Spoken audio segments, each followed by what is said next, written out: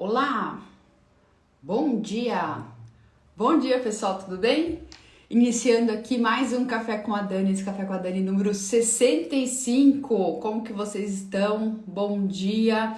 Quem nunca participou de um Café com a Dani? Vou explicar aqui o esquema das lives aqui. Café com a Dani acontece toda terça-feira, às 6h27, às 8h27 da manhã. Eu acordo 6 horas, eu fico pensando que era 6 horas, né? Às 8h27 da manhã, onde eu trago perguntas interessantes que eu recebo através de direct, caixinha de perguntas, ou mesmo em conversa com alunos. Então é uma forma de todo dia de manhã você ter um conhecimento um pouco a mais de gestão financeira, de repente é uma dúvida que você tenha no seu negócio que você possa tirando aos poucos aqui, beleza? Bom dia, Flávio, bom dia, Márcio, bom dia, Renan. Bom, essa live aqui, depois eu vou colocar dentro do meu canal no YouTube, canal Financeirista. Então quem estiver assistindo essa gravação aí, curte, compartilha, comente para trazer sempre novos conteúdos aqui no canal Financeirista. Beleza, pessoal? Quem tiver alguma dúvida durante a live, é só colocar aqui nos comentários que eu tô sempre lendo, sempre respondendo. E a gente vai conversando por aqui também, tá? E quem quiser participar ao vivo aqui, também tem como participar ao vivo, é só colocar aqui no comentário, Dani, quero participar ao vivo. E você vai ter a oportunidade aqui de conversar pessoalmente comigo. E não precisa ter vergonha, tá? Tem gente que tem vergonha de participar ao vivo, mas é bem tranquilo aqui. E eu vou tirando as dúvidas com vocês também. Beleza, pessoal? Bom dia, Bela Ju Store. Bom dia, Flávia. Bom dia, Fabinho. Tudo bem com você? Bom dia, Márcio. Como que vocês estão? Estão bem? Vamos iniciar então. Estão animados para o mês de março? Aqui, março. Gente, acordei com a cabeça em outro planeta hoje. Já falei que hoje é 6 horas da manhã. Agora falando que aqui é março. Vocês começaram bem o mês de maio, gente. Maio, pelo amor de Deus, gente. Tá passando muito rápido o tempo, né? Mas vamos que vamos. E bom dia, Fabinho. Como que você tá? Tá bem? Bom, vamos lá. Deixa eu fazer a primeira pergunta aqui. Com relação a estoque, que é um tema que sempre tá em pauta, né? E impacta muito o caixa do empreendedor.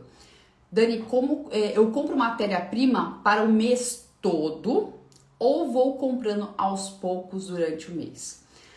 Uma coisa que o empreendedor precisa ter em mente é que estoque é um tema extremamente estratégico, porque ele impacta totalmente a necessidade de capital de giro, né? Que vai impactar o caixa do negócio. Quanto maior o estoque que você tiver, que você for comprar, maior é a sua necessidade de capital de giro, porque você geralmente compra esse estoque, coloca, né, no estoque, reserva esse produto, essa mercadoria. Muitas vezes é uma matéria-prima que você tem que manufaturar ainda, transformar em produto acabado. E na grande maioria das vezes você tem que pagar o fornecedor logo, né, no máximo em uma semana, 15 dias. Poucos são os fornecedores que permitem você pagar no cartão de crédito daqui 30 dias, né? Então todo esse processo de você pagar o fornecedor antes, você colocar essa mercadoria para venda, esse produto para venda, você vender e receber do cliente, às vezes leva um tempo grande, considerável, né? De forma que muitas vezes você paga o fornecedor muito antes de você efetivamente receber por esse produto, por essa mercadoria vendida. Então o que acontece? Se você faz um estoque muito grande, você vai pagar a quantidade de capital necessária para você pagar esse fornecedor vai ser muito maior e o tempo para você ter o retorno pelas vendas efetuadas geralmente é bem depois desse período que você paga o seu fornecedor. Então, se você não tiver um caixa preparado, realmente um capital de giro guardado para poder bancar esse estoque, pode ser que você não tenha dinheiro depois para pagar demais contas operacionais do seu negócio. Nessas contas que não são com os fornecedores, né? Contas do dia a dia mesmo, muitas vezes despesas fixas. Então, devo comprar matéria-prima para o mês todo ou vou comprando aos poucos durante o mês? A gente tem sempre só o seguinte, o meu estoque, ele tem que ser um estoque que eu chamo de estoque ótimo. Ou seja, é aquele estoque que vai atender a minha demanda em determinado período de tempo, e que ao mesmo tempo não irá prejudicar o caixa da minha empresa. Tem que sempre pensar em um estoque ótimo. Mas Dani, como que eu calculo esse estoque ótimo, né? Primeiro você tem que ter a parte de cálculo e também tem que ter a parte de análise. Falar, bom, eu vendo determinados produtos dentro de uma semana, tá? Então, o quanto você vende desses produtos dentro de uma semana? Ou se é um produto que tem uma grande rotatividade, quanto desse produto eu vendo dentro de um dia? Ah, então determinada blusinha, por exemplo, eu vendo 10 unidades no dia. Vendo bastante dela no dia, uma blusinha que sai muito. Beleza, então você vai fazer isso para todos os seus produtos ou para os seus principais produtos ou para aquele produto em específico que você está analisando se vale a pena comprar uma quantidade maior ou não. E você vai falar, tá, então eu vendo na média 10 unidades desse produto no dia. Aí você vai falar, tá, o fornecedor que eu compro essa mercadoria, ou que eu compro essa matéria-prima, o quanto de tempo demora para eu ter esse produto com o meu fornecedor? É um fornecedor que é da minha cidade, eu posso ir a qualquer hora que eu consigo pegar essa mercadoria? Ou é um fornecedor que eu tenho que fazer um pedido online que vai chegar em casa só daqui 15 dias, por exemplo? Então você tem que analisar a quantidade que eu preciso para atender a minha demanda num período de um dia, num período de uma semana, por exemplo. Analisar o quanto de tempo eu demoro para ter essa reposição com o meu fornecedor. E com isso você tem uma quantidade mínima necessária.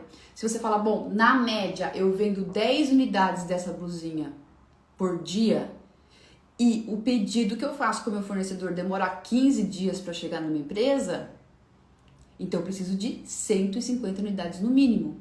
Por quê? Eu vou ficar 15 dias aí descoberto e eu preciso ter essas 10 unidades na média por dia para atender minha demanda. Então, com isso, você fala, bom, no período de 15 dias, que é até chegar essa reposição do fornecedor, eu preciso ter no mínimo 150 unidades desse produto. Então, no estoque ótimo, você pode até comprar um pouquinho a mais disso, para ter aí uma margem de segurança, mas você não precisa comprar muito a mais dessa quantidade mínima. Por quê? Porque já vai chegar mais com o fornecedor. Você não precisa bancar o seu caixa totalmente para fazer uma compra muito grande. Então, primeiro ponto, você vai olhar para esse giro de estoque, ver a quantidade de produto que você tem, a rotatividade, né, por dia ou por semana. Depois você vai olhar para o tempo de reposição com o seu fornecedor, para ver se tem o quanto de dias que você precisa ter em estoque até chegar essa mercadoria novamente. E um terceiro ponto, ó, minha unha toda descascada, que bati ela antes de vir aqui. E um terceiro ponto é você olhar para o caixa da empresa.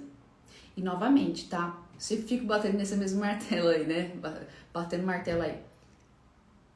Vocês precisam ter esse conhecimento da estrutura de caixa da empresa, da estrutura de gastos do seu negócio, para saber o quanto você pode gastar com essa compra, com essa formação de estoque. É essencial, tá? Por quê? Você já tem esse giro de estoque, a quantidade mínima de produtos que você deve comprar para atender essa demanda. Você sabe o tempo do fornecedor, só que você precisa ter dinheiro para pagar isso.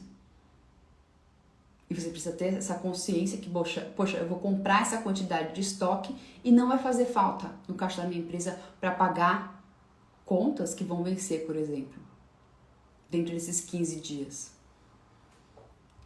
Então, precisa ter conhecimento dessa estrutura de gastos do seu negócio, ter a projeção de caixa, quais serão os próximos gastos que eu vou ter dentro do meu negócio nas próximas semanas, e falar, tá, então eu tenho dinheiro para comprar esse estoque por 15 dias, por exemplo, que é o tempo de reposição do meu fornecedor. Então, nunca é somente olhar pela necessidade do meu estoque. E muitas vezes é isso que o empreendedor falha, tá? Ah, eu preciso ter o estoque para vender, é esse o estoque. E compra, faz o estoque. Só que muitas vezes o caixa, ele não está preparado para esse volume de estoque. E você tira um dinheiro muito maior do caixa para pagar esse estoque do que deveria. E falta dinheiro dentro da empresa para pagar as demais contas. E aí nisso que acaba entrando, numa bola de neve, de você não conseguir pagar as contas, pagar com juros, aí isso começa a entrar em antecipação de recebíveis. E toda uma situação que fica depois mais difícil de sair. Precisa de muito planejamento financeiro para conseguir sair dessa situação. Tá? Então, a questão de compra de estoque, ela é sim uma compra estratégica, no qual você vai olhar para o giro de estoque, você vai olhar para esse tempo de reposição, você vai olhar para a estrutura de gastos da sua empresa, ver se essa compra faz sentido ou não, se sua empresa tem condições de pagar. Você fala, poxa, Dani, eu tenho uma necessidade de comprar então 150 unidades desse produto por esse período de reposição, só que eu não tenho dinheiro. Então, você precisa levantar outras questões dentro do seu negócio. Porque se você tem uma rotatividade desse produto e não está conseguindo ter dinheiro em caixa para bancar ela, precisa analisar o que está acontecendo no seu negócio, porque algo está errado. Talvez a precificação esteja errada. Você está vendendo esse produto, ele tem uma alta rotatividade, mas está vendendo o produto com um preço errado. Então o dinheiro não está entrando de forma adequada dentro do caixa para bancar sequer o custo, né, de compra dessa mercadoria. Ou de repente você está direcionando toda essa receita que você tem com essas vendas, dessa rotatividade desse produto, para gastos desnecessários. Então tem aí uma falha nessa estrutura de gastos da empresa, que de repente tem gastos desnecessários. Coisa que pode ser realmente eliminada, reduzida e que não vai atrapalhar toda a produtividade e operação da sua empresa. Então, tudo isso precisa ter uma estrutura clara para que você consiga analisar o que acontece no seu negócio. E tudo isso parte do princípio de que você está analisando o caixa da sua empresa. Sem análise do caixa da empresa, você não vai conseguir visualizar isso, tá? Visualizar essa estrutura de gastos, visualizar se você tem dinheiro em caixa para fazer essa compra de estoque. Tudo isso é muito importante. Agora, Dani, em qual situação que eu faço um estoque de um mês? Né? Existe alguma situação que eu faço um estoque para um mês, um estoque muito grande? Né?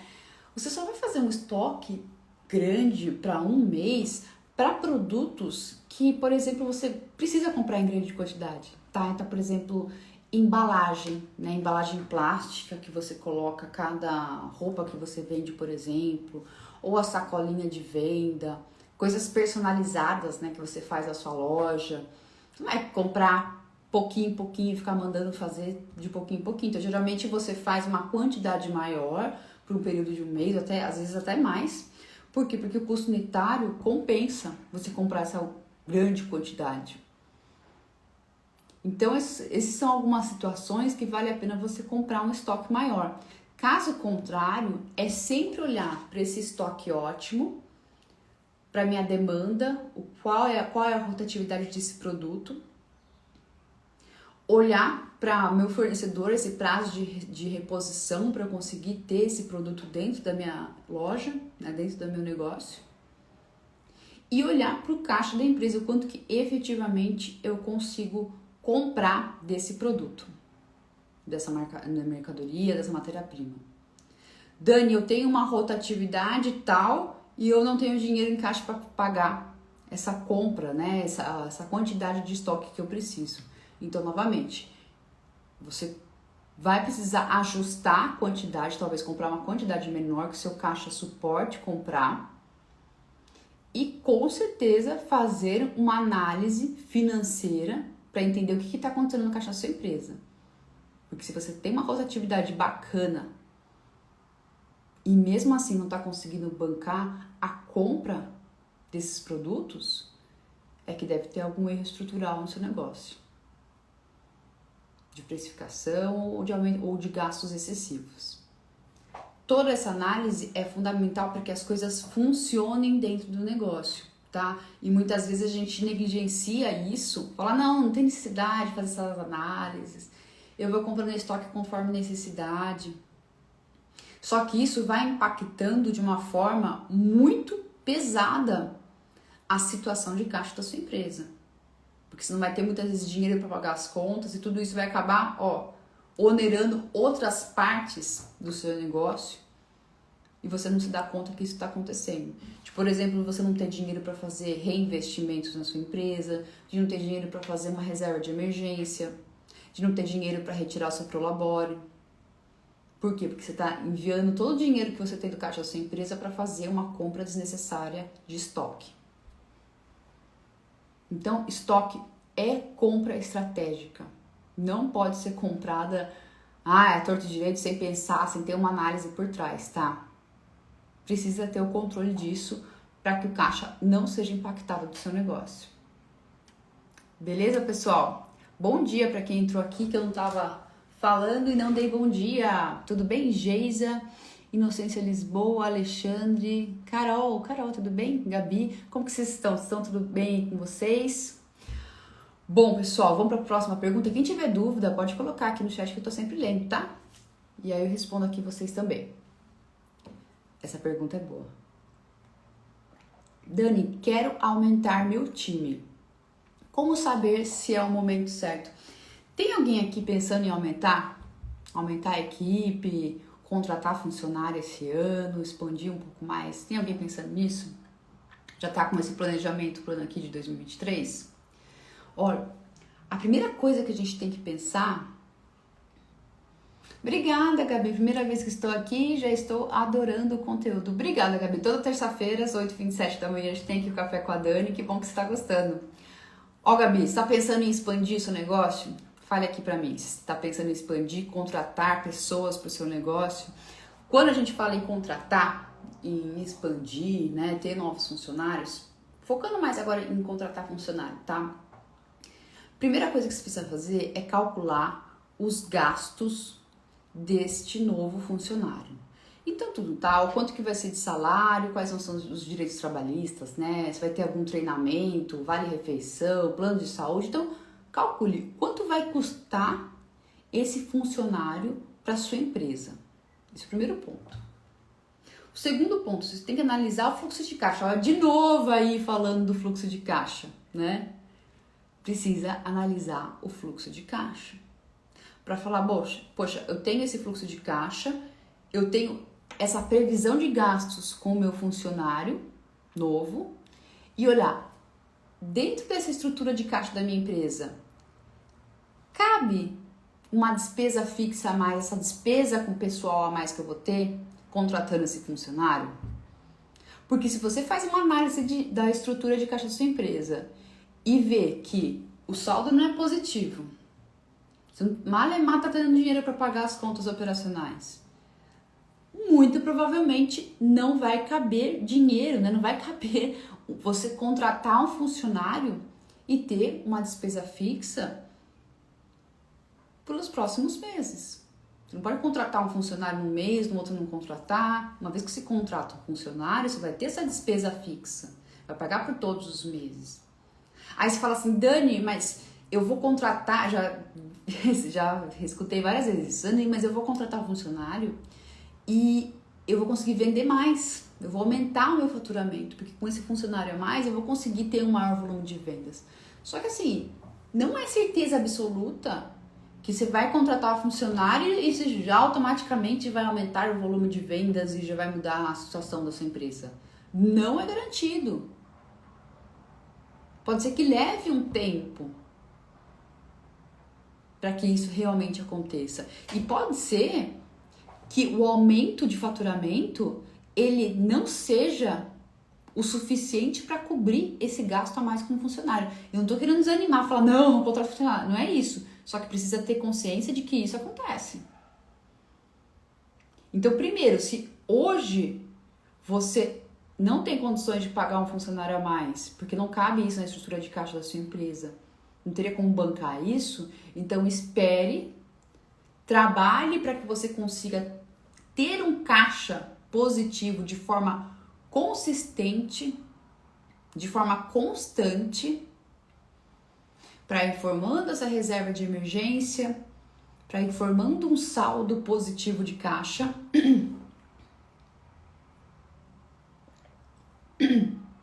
E E a partir do momento que você fala, bom, eu tenho um saldo positivo consistente mês após mês, aí sim você consegue falar, poxa, eu posso pagar esse montante que eu já projetei do funcionário, que mesmo que demore um pouco para surtir um efeito positivo de faturamento de resultado, eu ainda assim consiga bancar o salário desse funcionário.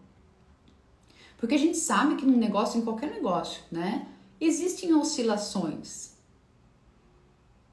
Tem mês que você vende mais, tem meses que você vende menos, às vezes tem mês que o caixa é negativo. Isso pode acontecer.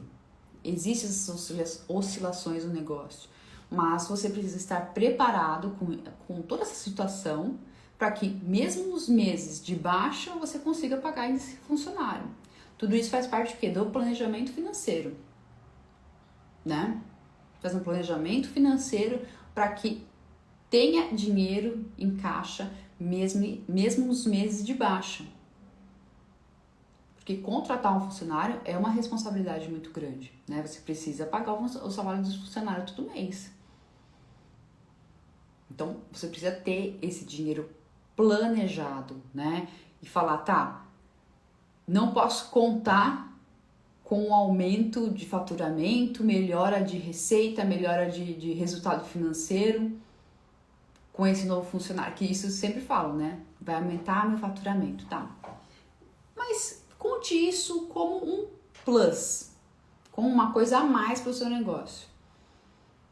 Se hoje você não tiver condições para pagar esse funcionário, é melhor aguardar o momento certo. O que mais que você deve fazer dentro dessa análise?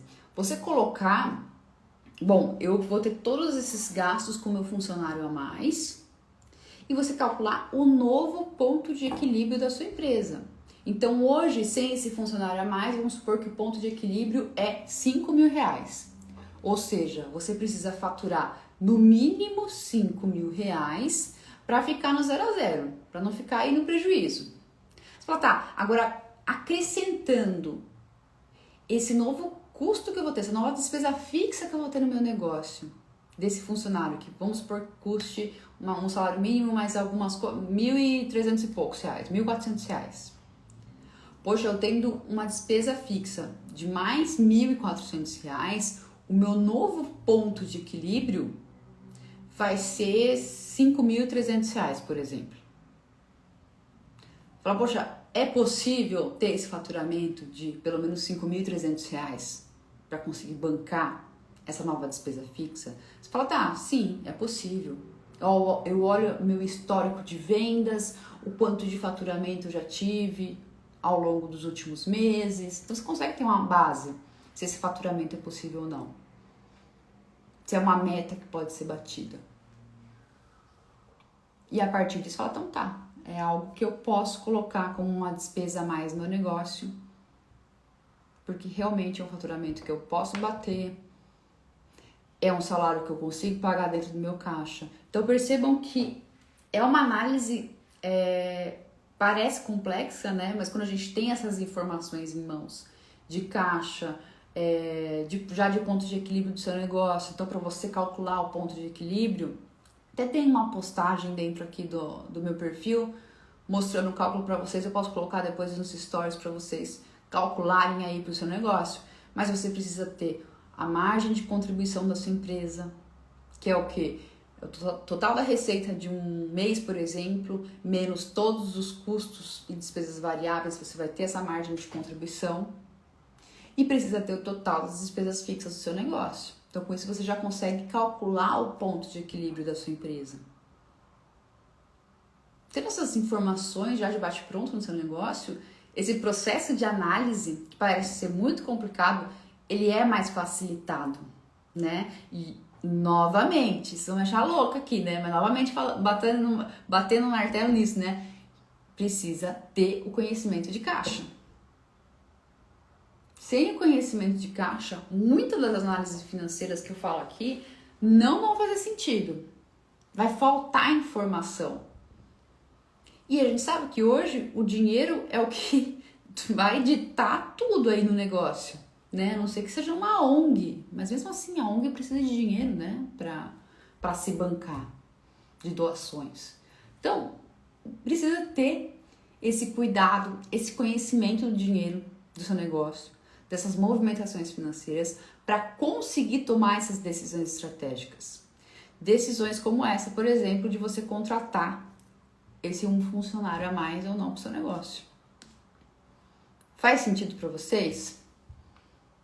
Toda essa parte de análise de fluxo de caixa, dessa importância de conhecer a movimentação financeira.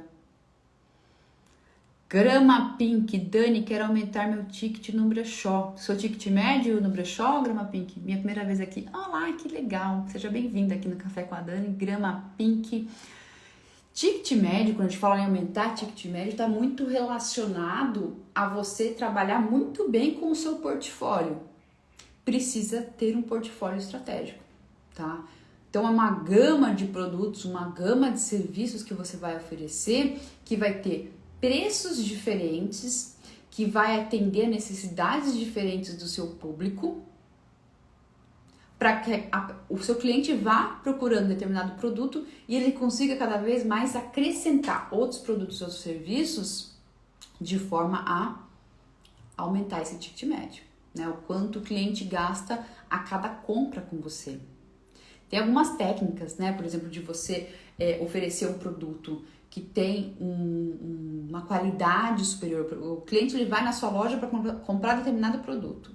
E aí você oferece um produto similar, porém de qualidade superior, com um preço mais caro. Então, você já consegue aí aumentar o ticket médio.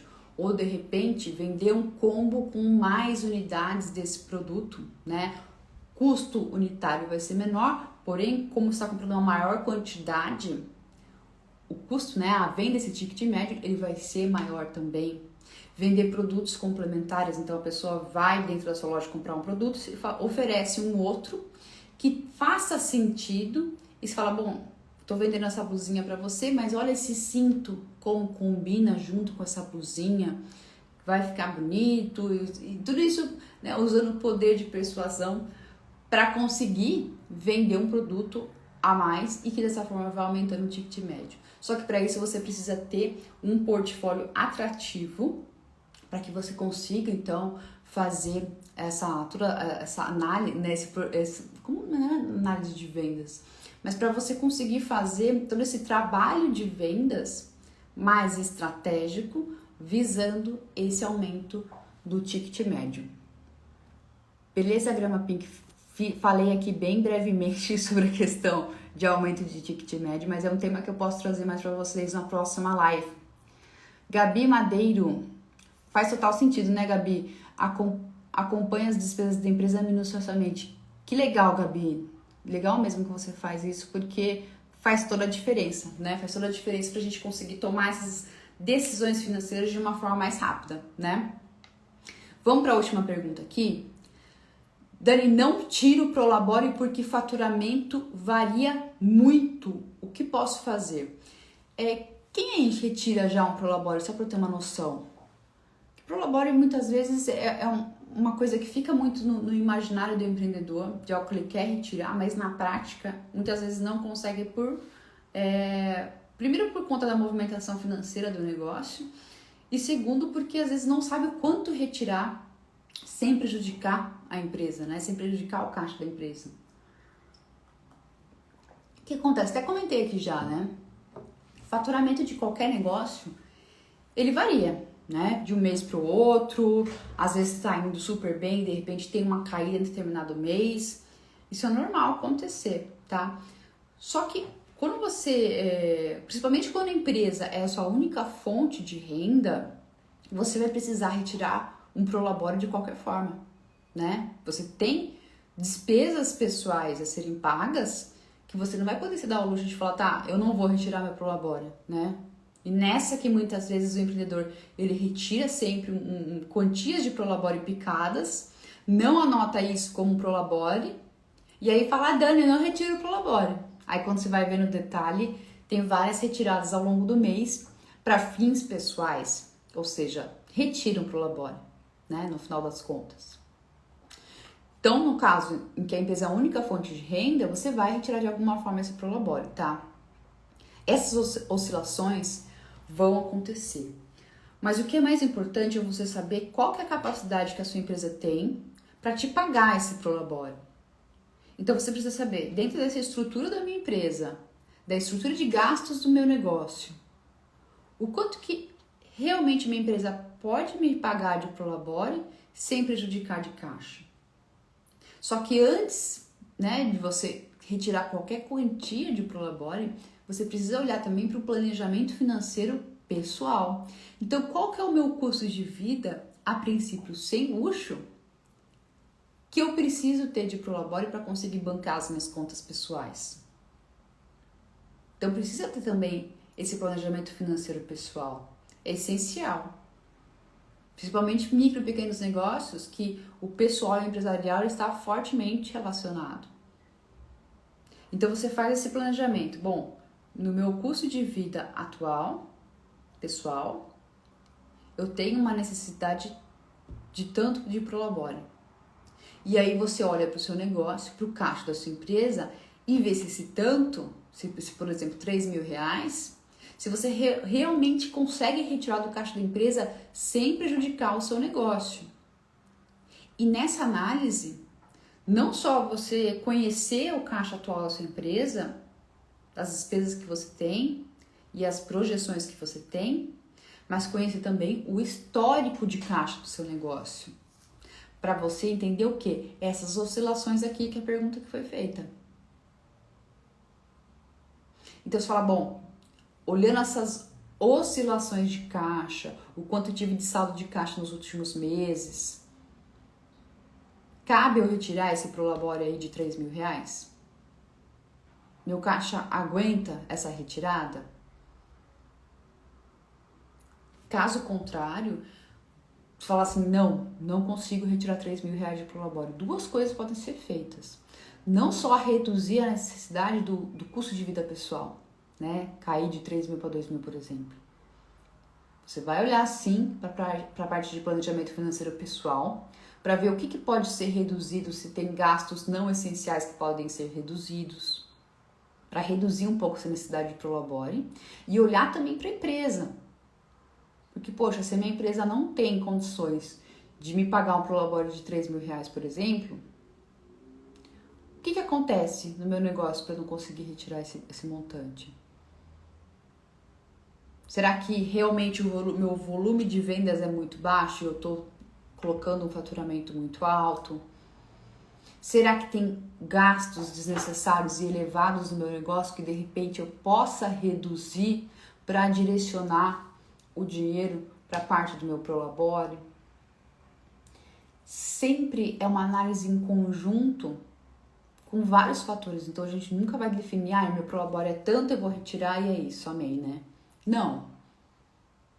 É olhar para a questão do seu custo de vida pessoal, é olhar para a estrutura de gastos da empresa, olhar para o histórico, olhar para as projeções, né, o quanto que eu tenho de previsto de gastos nas próximas semanas. E entender se essa média de prolabore que eu estou colocando para dentro do meu negócio, se pode ser pago ou não. Sempre é um processo de análise que parece que é difícil, né? A gente no primeiro momento ter todo esse raciocínio. Mas a partir do momento que você vai tendo maior conhecimento da movimentação financeira do seu negócio, das necessidades de caixa, do que acontece na sua empresa, vai ficando mais rápido e facilitado esse processo de análise para entender quais são as possibilidades que você tem dentro do caixa, né, em relação a quanto que eu posso te retirar de prolabore, que não vai afetar meu caixa, que não vai afetar o pagamento das minhas despesas operacionais. Então, novamente, aqui eu falando, né? Precisa conhecer o caixa da empresa. Ter esse conhecimento do que acontece com o dinheiro da sua empresa. Para onde que está indo o dinheiro da sua empresa. E quanto mais você mexer com essa movimentação financeira do seu negócio, entender o que acontece com o dinheiro da sua empresa, mais rápido vai ser para você tomar essas decisões financeiras. Fica tudo mais, não só intuitivo, porque eu não gosto de mexer com intuição quando a gente fala em finanças, tá? Tem que usar lógica, tem que usar números. As coisas têm que fazer sentido. Mas lógico, o feeling do empreendedor vai estar muito mais aguçado. E sim, a gente usa o feeling para tomar algumas decisões também. Beleza, pessoal? Bom, espero que vocês tenham gostado do Café com a Dani de hoje. Na próxima terça-feira, às 8h27 da manhã, eu vou trazer muito mais perguntas novas, temas novos aqui de gestão financeira pra gente conversar. E tenha uma excelente terça-feira. Até mais. Beijo!